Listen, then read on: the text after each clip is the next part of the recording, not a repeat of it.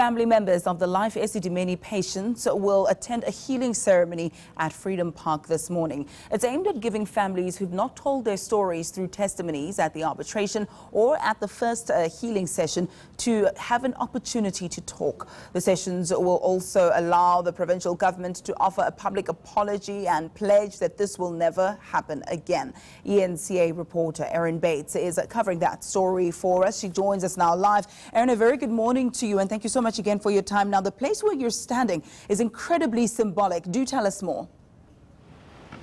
It is indeed, Ayanda. This place is called Skombuto at Freedom Park in Pretoria, a place of healing, and that's a very appropriate theme going into this healing ceremony. The second one facilitated by the Departments of Health and Social Development in Gauteng, the first almost exactly a year ago. And as you say, it's an opportunity for those families who haven't been able to voice their stories of grief, their stories of loss in the marathon project of the Gauteng Health Department to have a chance to do so.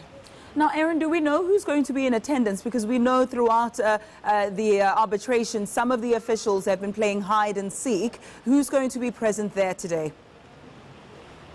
Well, any government official worth their mettle will be here to make sure they show respect to the families of those victims of the Life Esidimeni migration from private to healthcare to NGOs. We're also expecting the NGOs themselves, who have been representing some of the aggrieved and bereaved families in the Esidimeni arbitrations, as well as the families themselves. So it's going to be a collection of different sort of parties with vested interests in the Life Esidimeni hearings and that arbitration process headed by Justice Moseneke. Now, any idea what the program will look like, Erin? Speakers, what is expected to take place there today?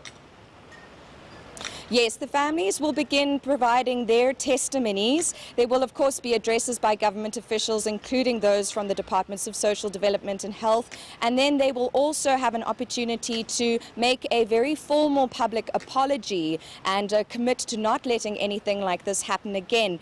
Ayanda, if we go back to that arbitration process, we know that Moseneke spoke very critically about the conduct of government officials, senior government officials in the Department of Health, and their callousness in many cases about moving these mental health care users from Life Esidimeni into many unlicensed, irregular NGOs. And so that's going to play into and feed into what happens here today. Also important to note that this whole healing ceremony was facilitated and initiated by the Departments of Health and Social Development at the behest of the Family Committee, a committee representing the bereaved families of the Esidimeni victims. People who were moved out of Life Esidimeni into NGOs, starved, really treated with absolute callousness for human dignity and human rights. Yeah, Erin, let's leave it there for the time being. Of course, there's also the matter of monetary compensation. I suppose that's something we'll touch on in the next crossing. Erin Bates just bringing us up to speed with that healing ceremony that will be taking place at Freedom Park today. We'll continue crossing live to her throughout the course of the day. Do stay